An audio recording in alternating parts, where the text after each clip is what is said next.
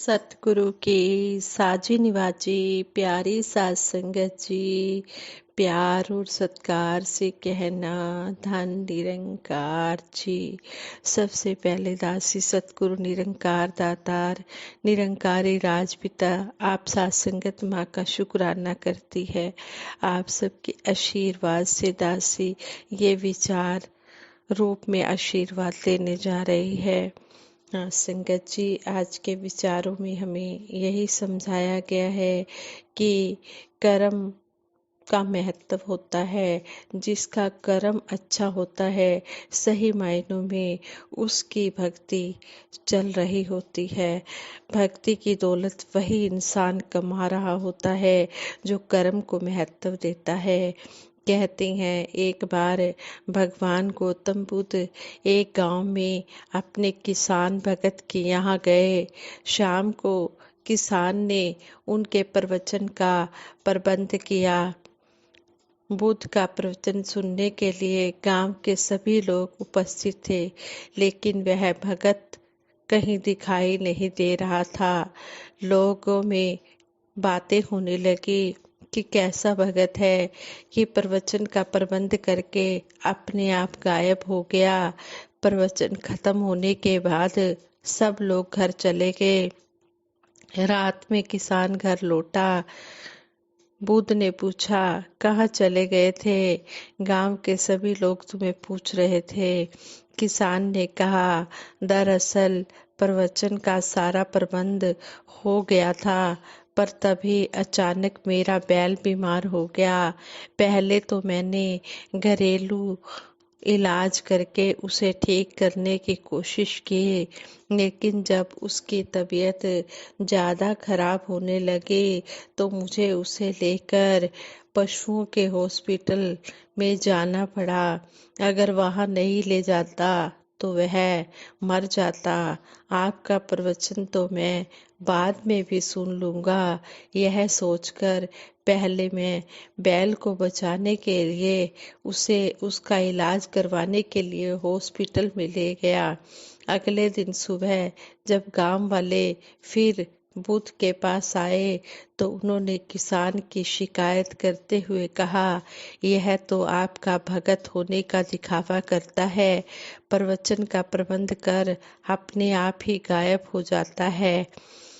बुद्ध ने गांव वासियों को पूरी बात सुनाई और फिर समझाया कि उसने प्रवचन सुनने की जगह कर्म को महत्व देकर यह साबित कर दिया है, यह प्रूफ कर दिया है कि मेरी शिक्षा को उसने बिल्कुल ठीक ढंग से समझा है। उसे अब मेरे प्रवचन की ज़रूरत नहीं है। मैं यही तो समझाता हूँ कि अपने विवेक और बुद्धि से सोचो कि कौन सा काम सबसे पहले किया जाना चाहिए। संपूर्ण हरदेव वाणी में भी सतगुरु बाबा हरदेव सिंह जी महाराज इस शब्द द्वारा हमें समझाते हैं कि ऊंचे ऊंची बातें करने वाले पग पग पर मिल जाएंगे, करनी कथनी में जो सम है मुश्किल से मिल जाएंगे। यहाँ पर सतगुरु बाबा जी समझा रहे हैं कि ऊंची बातें करने वाले तो हमें कदम कदम पर मिलेंगे, लेकिन जो करनी जिनका कहना और करना एक है वो मुश्किल से मिल पाते हैं। चील की फितरत को देखो, चील की फितरत को देखो तो ऊंची बड़ी उड़ान रहे, मगर मांस के टुकड़े पर ही हर पल उसका ध्यान रहे। अब चील है, उसकी उड़ान तो बहुत ऊंची है, लेकिन उसका कर्म अच्छा नहीं है। वो चील के मांस को खाना चाहती है। अपने लालच की खातिर जो ऊंची बातें करता है, एक दिन वो भी चील की भांति ऊंचाई से गिरता है। कहते हैं कि जो अपने लोभ के लिए ऊंची ऊंची बातें करता है, सिर्फ अपने ही स्वार्थ की सोचता है, कहते कि वो एक दिन चील की तरह ऊंचाई से जमीन पर गिर जाता है। ऊंची ऊंची बातों से ही बात न बनती भाई है, कहे हरदेव कर्म हो ऊंचे तो मिलती ऊंचाई है। सतगुरु बाबा हरदेव सिंह जी महाराज इस शब्द द्वारा हमें यही समझाने की कोशिश कर रहे हैं कि बातें तो जितनी मर्जी कर लो, बातें तो सुबह से रात तक करते रहो, बातों का कोई अंत नहीं है। लेकिन बातें करने से बात बनने वाली नहीं है। बात तभी बनेगी जब हमारे कर्म ऊंचे होंगे, तभी हम भक्ति की ऊंचाई को प्राप्त कर सकते हैं।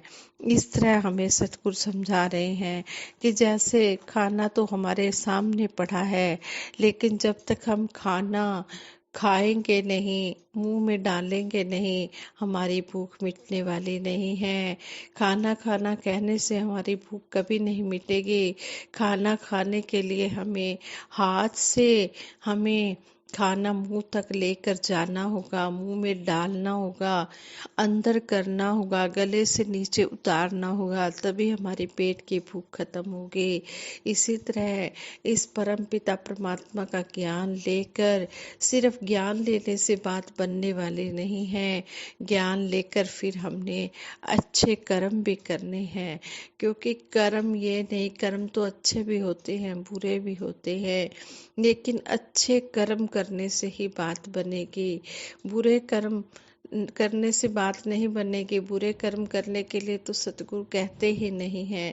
सतगुरु हमें हर पल यही समझाते हैं कि हमने अच्छे कर्म करने हैं, दूसरों के दुख दर्द में काम आना है, दूसरों के साथ हमने प्यार करना है, दूसरों की हमने सेवा करनी है, दूसरों के हमने दुख दर्द को बांटना है, दूसरों के हमने आंसू पोंछने वाले बनना है। हमने ऐसे कर्म करने हैं। कर्म तो बुरे भी होते हैं और अच्छे भी होते हैं। अब यहाँ पर हमें मालिक ने विवेक बुद्धि बख्शी हुई है कि हमने कर्म कैसे करने हैं। कर्म करने की मानव को पूरी आज़ादी इस परमपिता परमात्मा ने दे रखी है। अब यहाँ पर चुनाव हमने करना है कि हमने कर्म कैसे करने हैं। कहते हैं कि जो हमें काम लगता है कि इस काम को हमें पहले करना है, तो सबसे पहले हमने उस कर्म को ही महत्व देना है। कहते हैं कि कई बार हम सत्संग में जा रहे होते हैं तो कोई हमें महापुरुष कह देते हैं कि आपकी हमें ज़रूरत है, आप आ जाइए। तो वहीं पर हम जब उस महात्मा की ज़रूरत है तो सब काम छोड़कर हम वहाँ पर चले जाएं। सत्संग तो हम बाद में भी सुन लेंगे, लेकिन जो उस महात्मा को उस समय हमारी सेवा की ज़रूरत है, वो सेवा अगर हम नहीं कर पाएंगे तो उस महात्मा को भी परेशानी होगी और फिर हम भी उस सेवा से वंचित रह जाएंगे।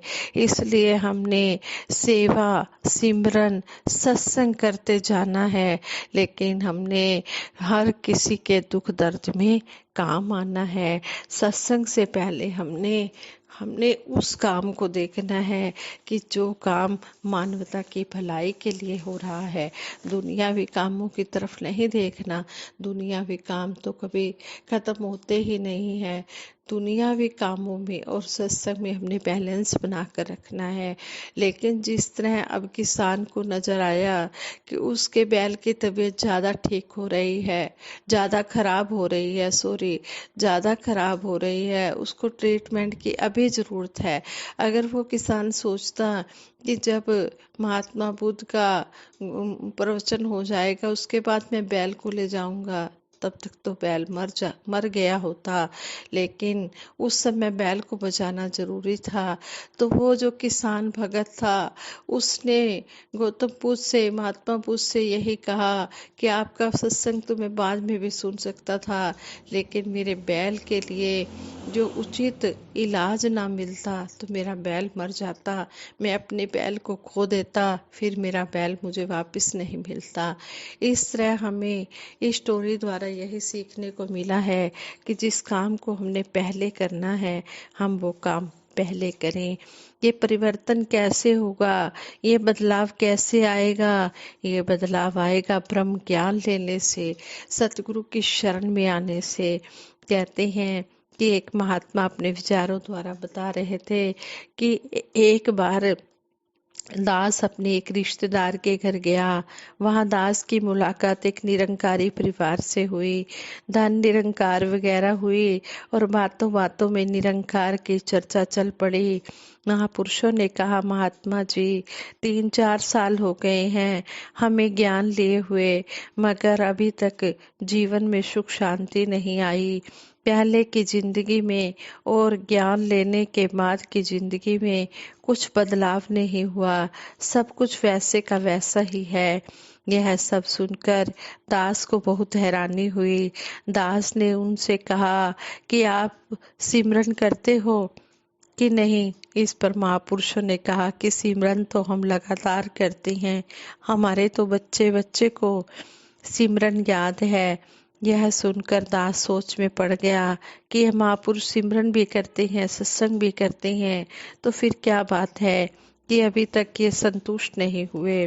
फिर अचानक दास को एक ख्याल आया और दास ने उनसे पूछ डाला कि आप जी यह तो जानते हो कि निरंकार कहाँ है, आप जी इसे हर समय अंग संग देखते हो, अगर देखते हो तो बताओ निरंकार कहाँ है। दास की बातें सुनकर वे सब एक दूसरे की तरफ देखने लगे और कहने लगे कि हम तो केवल सिमरन ही करते हैं, भगवान इतनी जल्दी कहाँ मिल जाएंगे। तो दास समझ गया कि इनकी हालत तो उस व्यक्ति की तरह है जिसकी 1 लाख रुपए की लॉटरी निकली, तो उसने लॉटरी टिकट को एजेंट को देने की बजाय उसे बहुमूल्य समझकर अलमारी में बंद करके रख दिया और खुद गरीब का गरीब ही बना रहा। ऐसे आदमी को हम अमीर तो नहीं कह सकते, क्योंकि अमीर तो वही होता है जिसके पास धन होता है। ब्रह्म ज्ञानियों की ऐसी ही अवस्था होती है। कहा भी है कि जिसके पल्ले नाम धन सोई सच्चे शाह। हमारी भी हालत कुछ ऐसी ही है कि हम भी केवल निरंकार को देख लेते हैं, उसे हमेशा के लिए दिल में नहीं बसाते, उसे हमेशा के लिए दिल में नहीं बसाते। जिन्होंने वास्तव में इस रमे राम को पा लिया है, उनके लिए तो फिर यही कहा जा सकता है, आठों पहर रहे एक रंगा, हरि को जाने सदा ही संगा। कि जो हरि को हमेशा अपने करीब पाते हैं, वही हरि के सच्चे भक्त होते हैं। वही सोते जागते उठते बैठते खाते पीते चलते फिरते इसी परमात्मा का जिक्र करते रहते हैं। उन्हें फिर अपने प्रियतम के अलावा कुछ भी अच्छा नहीं लगता। उनका दिन रात निरंकार प्रभु में ही बसेरा रहता है। वे फिर इसी के ही हो जाया करते हैं। जैसे कबीर जी कहते हैं, अब तो जाएं चढ़े सिंहासन बिलपो सारंग पानी, राम कबीरा एक भय है कोई न सके पहचाने। यही ब्रह्म अनुभूति की सबसे ऊंची अवस्था है। इस अवस्था के बारे में यूं भी समझ सकते हैं कि जिस प्रकार एक सीढ़ी के एक के बाद एक अनेकों डंडे होते हैं, इसी प्रकार ब्रह्म की जानकारी की इस ऊंची अवस्था तक पहुंचने के लिए इन 3 डंडों से होकर गुजरना पड़ता है। इस सीढ़ी का पहला डंडा है ब्रह्म ज्ञान, दूसरा डंडा है ब्रह्म ज्ञान पर विश्वास और तीसरा डंडा है निरंकार सतगुरु व साध संगत से प्रेम। इन पड़ाव के बाद व्यक्ति जिस मंजिल पर पहुंचता है वह है भक्ति। लेकिन जिसे निरंकार का ही पता नहीं, वह भले ही कितनी भी सेवा सिमरन सत्संग क्यों न करे, वह भक्ति की मंजिल तक कैसे पहुंचेगा, उसके जीवन में बदलाव कैसे होगा। इसलिए सतगुरु हमें बार बार समझाते हैं कि ब्रह्म ज्ञान लेते समय हमने ब्रह्म ज्ञान को अच्छी तरह से समझ लेना है। अगर हम ज्ञान को समझ नहीं पाए तो हम दोबारा से सतगुरु के चरणों में जाएं और ज्ञान को अच्छी तरह से समझें और फिर हम भक्ति की शुरुआत करें। अगर किसी को अभी तक भी ज्ञान समझ में नहीं आया है तो वो दोबारा भी ज्ञान को समझ सकता है, लेकिन इस निरंकार का पता होना चाहिए जो हमें निरंकार सतगुरु ने दिखाया है कि ये निरंकार कौन सा है। ये तो कण कण में व्यापक है। कण कण में जो व्यापक है उसे भगवान कहते हैं। जो जीवन में प्रकट हो जाता है उसे ब्रह्म ज्ञान, जब जीवन में प्रकट हो जाता है तो उसे ब्रह्म ज्ञान कहते हैं। ये ब्रह्म ज्ञान ये प्रभु की कृपा से ही मिलता है और फिर हमें समझ आ जाती है कि पत्ते पत्ते में, डाली डाली में, हर कण में ये परमात्मा समाया है। हरि व्यापक सर्वत्र समाना, प्रेम ते प्रगट होई मैं जाना। ये परमात्मा हर जगह समाया हुआ है, लेकिन जब हमारे हृदय में प्रभु के प्रति सच्चा प्रेम जागृत होता है तभी ये ब्रह्म ज्ञान की समझ आती है। साथ संगत जी, ये विचार करते हुए बहुत सी गलतियां भी हुई होंगी, उन गलतियों के लिए आप जी क्षमा कर देना। आगे के लिए शुद्ध विचार करने की क्षमता बख्शना। साथ संगत जी, प्रेम से कहना, धन निरंकार जी।